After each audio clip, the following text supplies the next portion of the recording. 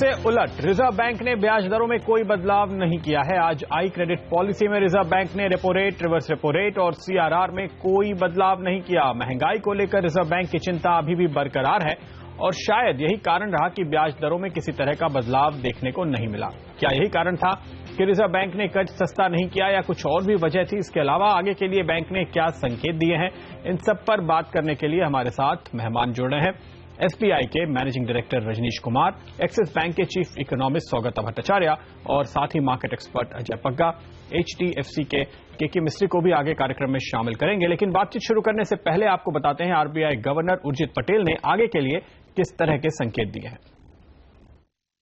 In the view of the committee, timely and effective transmission of policy rate reductions by banks is a critical part of this calibrated strategy, and accordingly it has set out 3 guideposts to improve the efficacy of transmission: quick and efficient resolution of NPAs, a speedier recapitalization of public sector banks, and full implementation of the formula for determining interest rates on small savings. It decided to shift the stance of monetary policy from accommodative to neutral to give us sufficient flexibility to move in either direction, and to keep in its consideration a reasonable time horizon over which inflation needs to be brought closer to the target of 4% within the notified band. The committee is dedicated to achieving the target of 4% CPI headline inflation while keeping in mind the objective of growth.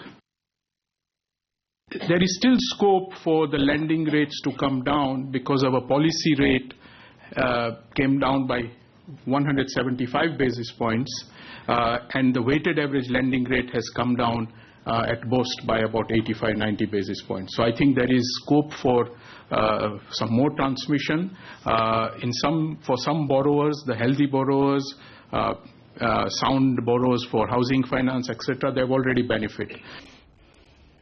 तो RBI governor ये कह रहे हैं कि RBI ने rate भले ही ना घटाए हो, लेकिन बैंकों के पास मौका है रेट घटाने का। तो ऐसी स्थिति में रजनीश जी, क्या आप सहमत हैं और क्या आपको लगता है कि आप रेट घटा पाएंगे?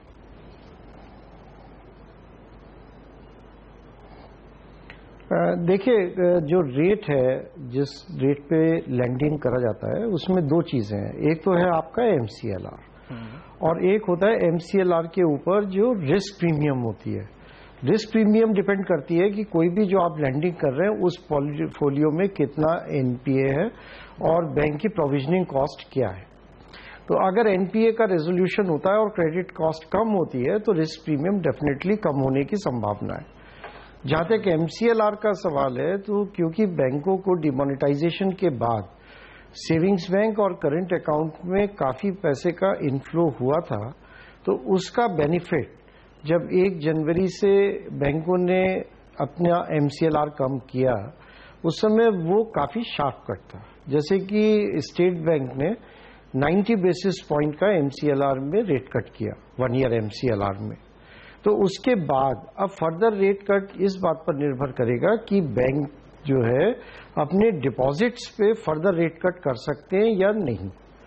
और डिपॉजिट पे रेट कट करने के लिए फिर वो सारे कंसिडरेशंस आ जाते हैं कि अपने डिपॉजिट फ्रेंचाइज को बैंक कैसे प्रोटेक्ट करता है और ये बाकी जो स्कीम्स हैं गवर्नमेंट की, उन पे क्या रेट्स रहते हैं, म्यूचुअल फंड्स पे लोगों को क्या रिटर्न मिलता है। आज के टाइम में सभी डिपॉजिटर्स के पास काफी ऑप्शंस होते हैं और डिपॉजिट्स के लिए मार्केट में बैंकों को कम्पीट करना पड़ता है।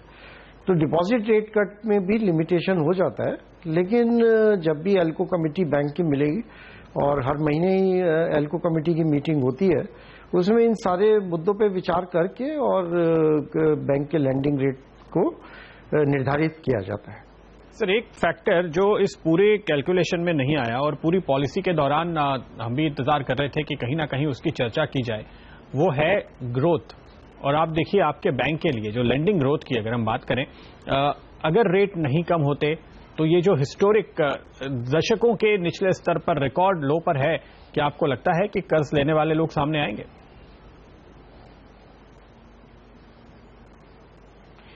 देखिए, जो कंज्यूमर क्रेडिट है, जैसे हाउसिंग लोन है, कार लोन है, पर्सनल लोन्स हैं, तो उसमें तो डेफिनेटली एक ग्रोथ की पूरी संभावना है और पिछले साल भी और या करंट वर्ष में 18 से 20% की ग्रोथ कंज्यूमर क्रेडिट में बैंक्स की काफी बैंक्स की ये ग्रोथ रेट 20% के आसपास चल रहा है, जिसमें कि स्टेट बैंक भी शामिल है।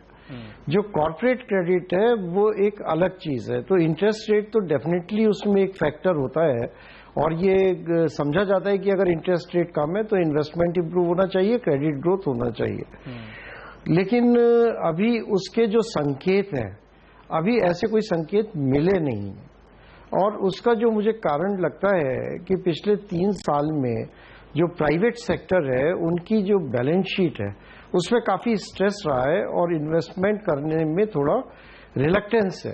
आज भी अगर हमारे पास कोई अच्छे क्रेडिट प्रपोजल्स आते हैं तो लोग बाहर कुछ भी बोलें कि बैंकों में रिस्क एवर्जन है, लेकिन कम से कम मैं स्टेट बैंक के बिहाफ पे कह सकता हूं कि हम लोग हमेशा इस तलाश में रहते हैं कि कोई अच्छे क्रेडिट प्रपोजल आए और लोन सैंक्शन करे जा सके और जिससे कि क्रेडिट में ग्रोथ हो सके।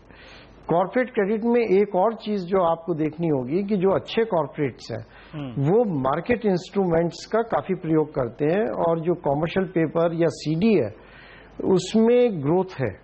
तो ये एक कई फैक्टर्स का कॉम्बिनेशन है। एक, जैसा मैंने कहा कि प्राइवेट सेक्टर की बैलेंस शीट पे स्ट्रेस रहना पिछले 2-3 साल से। सेकंड फैक्टर ये है कि जो अच्छे कॉर्पोरेट्स हैं उनका इन्वेस्टमेंट के जो इंस्ट्रूमेंट्स हैं उनको यूज करना, और तीसरा फैक्टर है कि कई कॉर्पोरेट्स जो है वो कॉन्शियसली डीलीवरेज कर रहे हैं अपनी बैलेंस शीट। बिल्कुल, तो इन सबका जो मतलब तो होता है, सारे कॉम्बिनेशन है, तो लगता है कि अभी थोड़ा समय लगेगा। एसबीआई के मैनेजमेंट की राय यह है, जो रजनीश जी कह रहे हैं, कि जब तक उनको एनपीए के लिए ज्यादा प्रोविजनिंग लगी रहेगी तो वो क्रेडिट कॉस्ट जो कहते हैं वो यही होता है, एनपीए के लिए कितनी प्रोविजनिंग होती है, तब तक रेट कम नहीं होंगे, रेट कम नहीं होंगे तो ग्रोथ नहीं आएगी, ग्रोथ नहीं आएगी तो एनपीए कम कैसे होंगे। तो इस साइकिल को तोड़ने के लिए कौन क्या कर रहा है? जी बिल्कुल, और ये बहुत अहम बात रजनीश जी वो कह रहे थे कि डीलेवरेज। प्रॉब्लम क्या है, भारत में बहुत हाईली लेवरेज कॉर्पोरेट्स हैं और एक साइड पे, और दूसरी तरफ लोअर कैपिटलाइज्ड बैंक्स हैं। और इस चीज को अभी तोड़ने के लिए 2-3 चीजें करनी पड़ेंगी। आज मॉनेटरी पॉलिसी से क्या निष्कर्ष आप निकाल सकते हैं? एक तो कह दिया कि अब हम न्यूट्रल हो गए, दोनों तरफ हम जा सकते हैं, एकोमोडेटिव खत्म हो गया। तो अब तो अटकलें यही लगाई जा रही हैं कि इस साल रेट कट नहीं आने वाला, ये हो गया, 6.25 तय है। दूसरी बात है, लिक्विडिटी बहुत है बैंक्स के पास। ये जो बिजी सीजन रहता है, नॉर्मली हम बोरो कर रहे होते लाइफ में, अभी जाके बैंक्स लेंड कर रहे हैं, 3 लाख करोड़ का सरप्लस ओवरहैंग है, एमएसएस में इतना पैसा पड़ा है 5-6 लाख करोड़ का। तो डिमोनेटाइजेशन के चलते लिक्विडिटी ड्रिवन रेट कट आना चाहिए। और जो रजनीश जी जो कह रहे हैं, लोग सीपीसीडी उठा रहे हैं आराम से। कॉर्पोरेट, कोई भी काम का कॉर्पोरेट है वो बैंक के पास नहीं जा रहा, वो तो सीपी इशू करके मच लोअर रेट पे पैसा उठा रहा है। तो जिनको बैंक देना चाहते हैं पैसे, वो लेने नहीं आते। तो देखिए, इससे भी फर्क नहीं पड़ता। तो आप ये कह रहे हैं कि जिनको निवेश करना है, जिन कंपनीज को पैसा चाहिए, उनको मिल रहा है, उनको मिल रहा है, उनको बाहर से भी मिल रहा है, ईसीबी भी मिल रहा है, बॉन्ड्स भी मिल रहे हैं, मसाला बॉन्ड भी मिल रहे हैं, सीपीसीडी भी मार्केट खुला है।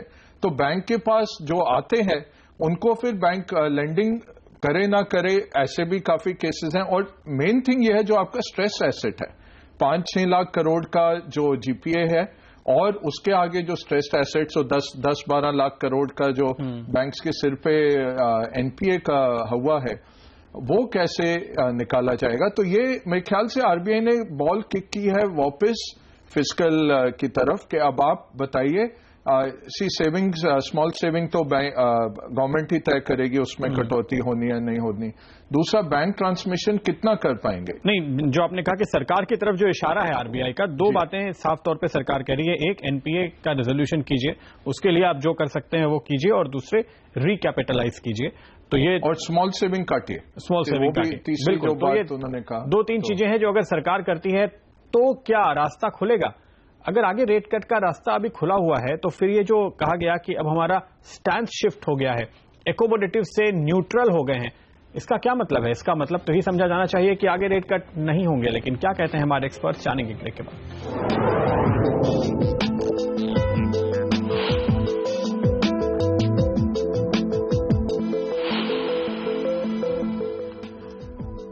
मॉनेटरी पॉलिसी कमेटी ने चौंकाया, कोई रेट कट नहीं दिया गया, लेकिन इसके बावजूद ये कहा जा रहा है कि अगले साल ग्रोथ रेट सुधर जाएगी। अच्छा, इस साल के लिए तो ग्रोथ रेट कम कर दी, अब वो 7.1 कह रहे थे 2 महीने पहले, अब कहा है कि 6.9 होगा। अगले साल के लिए 7.4 यानी यहां से ग्रोथ रेट बढ़ेगी, ऐसा अनुमान लगाया है मॉनेटरी पॉलिसी कमेटी ने। स्वागत, आपसे ये जानना चाहेंगे कि सरकार अपना डेफिसिट कम करेगी तो वो ग्रोथ बढ़ाने में मदद नहीं करेगी, आरबीआई रेट कट नहीं करेगी, अपना स्टैंस बदल देगी, वो ग्रोथ बढ़ाने में मदद नहीं करेगी, तो ग्रोथ कहां से आएगी सर? ये तो सब हम इसी पहलू को लेके बहुत देर से पजल्ड हैं, सोच रहे हैं कि कहां से ग्रोथ रेट आ सकता है। तो पहला फैक्टर है क्योंकि एक्सपोर्ट्स बहुत ज्यादा कंट्रीब्यूट नहीं करने वाले हैं। तो अभी है कि अगला मॉनसून यदि आए तो रूरल डिमांड से फिर थोड़ा सा वहां से ग्रोथ दिखने की संभावना है, पॉसिबिलिटी है। लेकिन ये काफी डिफिकल्ट सिचुएशन है कि यदि 70%, अभी तो लोग कह रहे हैं कि Q4 में कैपेसिटी यूटिलाइजेशन 60% के भी नीचे आ गई होगी। तो इतनी एक्सेस कैपेसिटी बैठी हुई है, जब तक ये कंजम्पशन नहीं आए, और लोग नेचुरली रिस्क अवर्स हो गए हैं कंजम्पशन पे, क्योंकि इतनी अनसर्टेनिटी आ गई है कि नौकरी रहे नहीं रहे, टैक्सेस हाई हैं, तो ज्यादा कंजम्पशन करने की स्पेस नहीं है, औकात नहीं है। तो ये बड़ा प्रॉब्लम बन चुका है यहाँ पे कि इस तरीके से कहाँ। तो मेरा ख्याल है कि होगा नहीं होगा। देखिए, मैंने अब ये चीज है कि हमारा अंदाजा है कि 6.9% जो आरबीआई की FY17 की ग्रोथ फोरकास्ट है वो थोड़ी सी ऑन द हायर साइड है। तो शायद 6.7, 6.8, 6.6 करीब आए। और इस बार की FY17 की जितनी ग्रोथ नीचे आएगी उतना ज्यादा वहां से FY18 की ग्रोथ ऊपर में अपसाइड मिलेगा बेस इफेक्ट के लिए। ओके। तो ये आप कह रहे हैं कि एक बेस इफेक्ट शायद देखने को मिल सकता है हमें, और उसकी वजह से ग्रोथ आगे बढ़ती हुई नजर आ सकती है। लेकिन हमारी चिंता का विषय तो एक ही होता है, और वो है कि कंपनियों का क्या होगा, क्या कॉर्पोरेट सेक्टर का मुनाफा बढ़ेगा, और उसके बाद बाजार क्या करेगा, क्योंकि बॉन्ड मार्केट के संकेत जो हमें नजर आ रहे हैं बहुत ही कमजोर हैं। सुबह हम 6.442 के आसपास देख रहे थे जो 10 साल के यील्ड को, वो 6.7 के नजदीक पहुंचते हुए दिन के आखिर में दिखाई दिए। तो जाहिर है कि बॉन्ड मार्केट का रिएक्शन बहुत नेगेटिव रहा, लेकिन फिर भी शेयर मार्केट रिकवर हो गया। क्यों हुआ ऐसा और आगे क्या होगा, जानेंगे एक ब्रेक के बाद।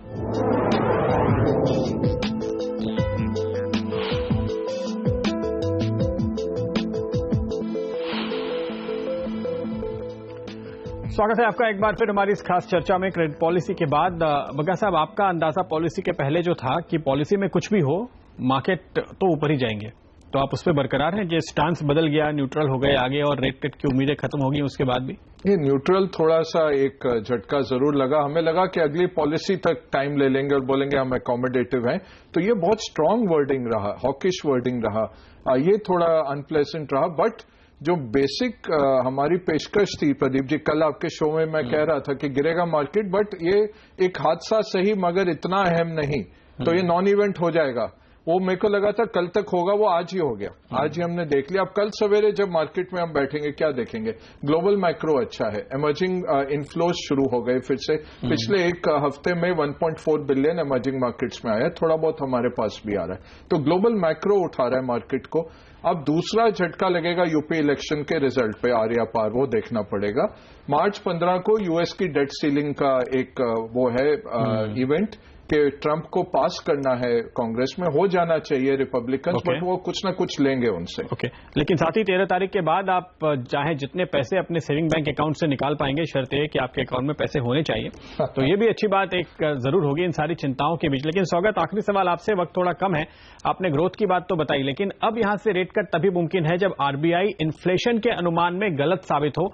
मार्च 2018 के लिए 5% तक वापस लौटने की उनकी आशंका है, आप क्या कहेंगे?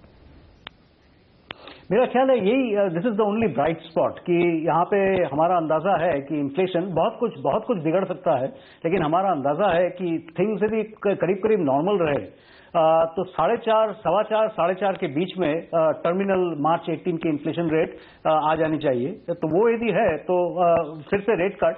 लेकिन बात यह है कि अब रेट कट से और कोई बहुत ज्यादा इस पर ट्रैक्शन नहीं है। अब अब अलग चीज करने होंगे, फिस्कल पे भी ट्रैक्शन नहीं है, तो कुछ अलग चीज अब करने होंगे टू रिवाइव ग्रोथ। चलिए, बहुत बहुत शुक्रिया आप सभी मेहमानों का हमारे साथ जुड़ने के लिए। तो अब अपेक्षा यही कि अगर कोई सरप्राइज आता है, यानी उम्मीद से ज्यादा महंगाई घट जाए या फिर ग्रोथ को अगर झटका लगे किसी वजह से तभी रेट कट होगा, वरना नहीं। ये संकेत आज निकल कर आते हुए, हालांकि इसके बावजूद बाजार खुश है तो उम्मीद करें कि तेजी इक्विटी मार्केट की कम से कम बरकरार रहेगी। बॉन्ड मार्केट जरूर कमजोर हुए हैं। आप सभी का बहुत बहुत शुक्रिया इस चर्चा में शामिल होने के लिए। नमस्कार।